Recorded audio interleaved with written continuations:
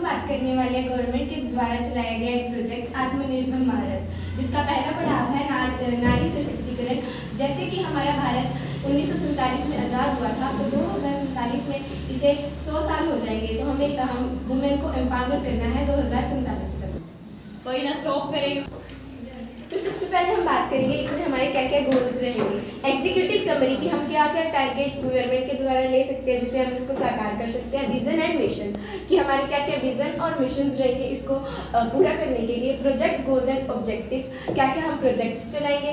Target beneficiary, इसको चलाने से जो हमें बेनिफिशियल होएंगे टारगेट के द्वारा। इम्प्लीमेंटेशन स्ट्रेटजीज, जो हम स्ट्रेटजीज लगाएंगे ऑर्गेनिक फार्मिंग करने के लिए। ये एक फेज वाइज डेवलपमेंट प्लान रहेगा। सबसे पहला फेज होगा हमारा मॉडर्न फार्म सेटअप, जिसमें हम पहले सबसे फार्म सेटअप करेंगे ताकि वहाँ पे वो ऑर्गेनिक फार्मिंग कर सके। दूसरा, अगर ये हमारा प्रोजेक्ट आगे बढ़ता है तो हम 6 मंथ्स के लिए उनको ट्रेनिंग देंगे। कम्युनिटी एक्सपेंशन कि हम उनको पैसे देंगे ताकि वो ऑर्गेनिक फार्मिंग कर सके। Women empowerment means now phase 1 scaling operations. हमें सबसे पहले छोटे छोटे फार्म सेटअप करने होंगे ताकि जहाँ पे हम खेती कर सकें। इसका virgin land for organic farm setup, हमें वर्जन लैंड करनी होगी, मतलब जो हमारी फर्टिलाइज़र मिट्टी है उसको हमें 2-3 साल छोड़ना होगा ताकि वो पूरी फर्टिलाइज़र से फ्री हो चुके। Micro farm integration will take 2 to 3 years। फिर हम एक बड़ा सा फार्म बनाएंगे जिस पे हम खेती कर सकें और इसको 2 to 3 years लगेंगे। तो हमें वुमेन को मोटिवेट करना चाहिए ये सब करने के लिए। Why organic strength. नाउ हमारे इंडिया में टोटल 2% ही ऑर्गेनिक फार्मिंग हो रही है। Top big states Madhya Pradesh 4.9%, Rajasthan 2%, Maharashtra 1.6%, smaller states Meghalaya, Mizoram, Uttarakhand 10%, and there are 2 states Goa and Sikkim that are doing 100% of organic farming. The first state of organic farming is Sikkim. तो अब हम बात करेंगे सस्टेनेबल फार्मिंग की कि ये क्या है। सस्टेनेबल फार्मिंग मतलब हम रिसोर्सेज को ऐसे यूज़ करेंगे ताकि हमारी आने वाली जनरेशन्स के लिए वो कम ना पड़े और उनकी इकोनॉमिक डेवलपमेंट भी हो।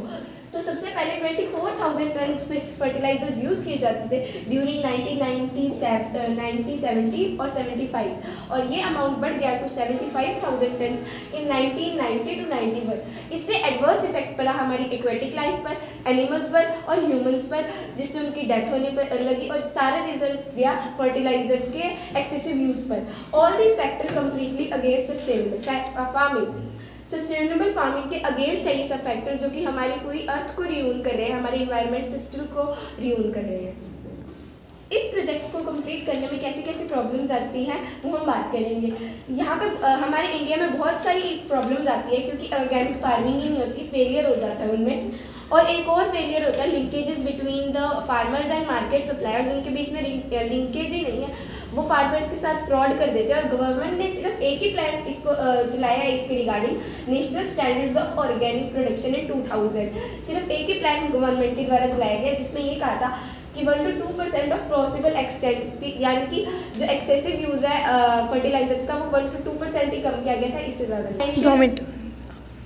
अब हम फाइनेंशियल प्रोजेक्शंस की बात करेंगे कि अगर हमारी गवर्नमेंट एक डिस्ट्रिक्ट को 1.75 CR दे तो वो बहुत ज़्यादा डेवलप हो सकता है रिवेन्यू प्रोडक्शन की। बाद में जो हम सिविल लोग हैं वो उनको बाद में रिवेन्यू भी दे सकते हैं 10 CR, और फिर वो 7.5 CR सरप्लस प्रोडक्शन के लिए और 2.5 CR बजट एलोकेशन के लिए। इस प्रोजेक्ट से जो वुमेन फार्मर है वो 20 to 30,000 पर मंथ कमा सकते हैं, और अगर ये आगे चलता रहा तो ये अमाउंट बढ़ भी सकता है 250 to 6। बदलो।